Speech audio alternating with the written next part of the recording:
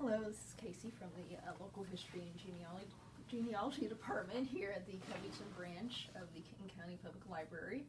We're really excited about this month's Adventures in the Archives series. Along with this video and our History in Northern Kentucky video and our new display case here, we're talking about the Mackoy families of Covington and Mason County. Specifically for this video today, I'm going to be talking a little bit about our newest collection, which is the Mackoy family of Mason County. This is a brand new collection. It was only donated to us a couple of months ago by Elizabeth Mariette, which is right here. She's very happy that she donated this collection to us. It's a really great companion to our Mackoy families of Covington collection. So today I'm just going to discuss a little bit what you might find in that collection, how items like this would pertain to genealogy research, and how you can also use some of these items that might be in your family as well, how you can use those for research as well. So let's give a brief overview of the collection. The Mackoys of Mason County. Most of this collection is pertaining to Cornelia Downing, which is the daughter of John and Betty Downing Mackoy. We have a diary of hers featured here as well, along with another diary in the collection that you can also view. A lot of the material in this is just about her life growing up at the mill there. A lot of information about births and deaths in the family can be found as well. So even though it's a really good glimpse of her life as a young girl in Mason County, there's also a lot of genealogy-based research in this too. And again, diaries, of course, are a really great resource for that kind of information. Definitely something to look into in your own family. Maybe some older family member kept a diary as a teenager or a child. Unfortunately, I think that's something that a lot of people these days don't keep, so something to definitely preserve if you have it in your family. Another big portion of this collection are some of the ledgers in Mackoy Mills payment books.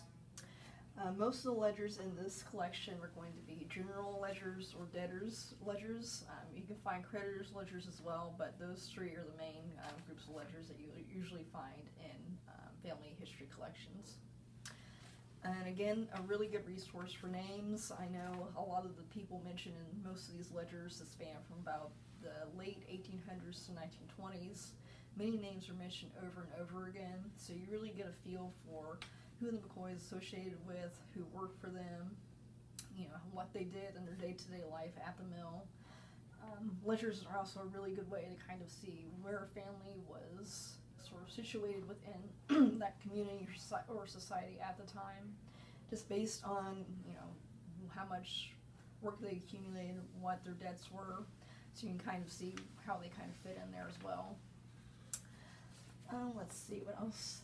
We also have a couple of really kind of fun kind of things as well. This is another ledger book that was in the collection, but within that, I don't know if you can really see it on video with the glare, but it is a little braid of hair.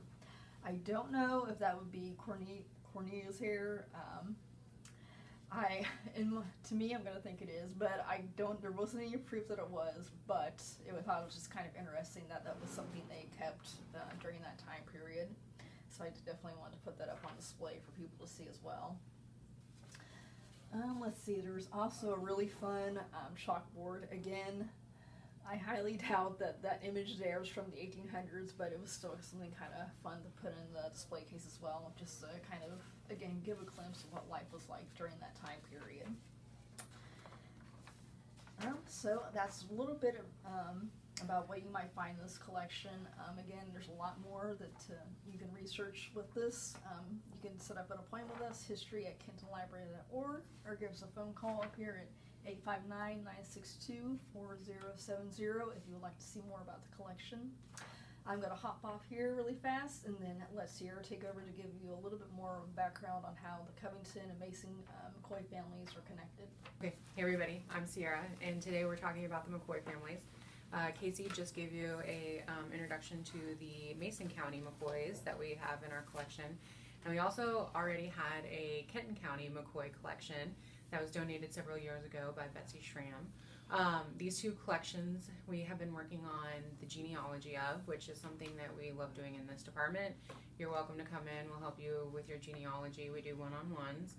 So the two McKoy families, we did some research and we have figured out how they're related. So on this great chart that you can view when you come in, it does give you a kind of a brief history of the McKoy families and how the two lines are connected from Kenton and Mason counties. You can see that they have a common ancestor, John McKoy.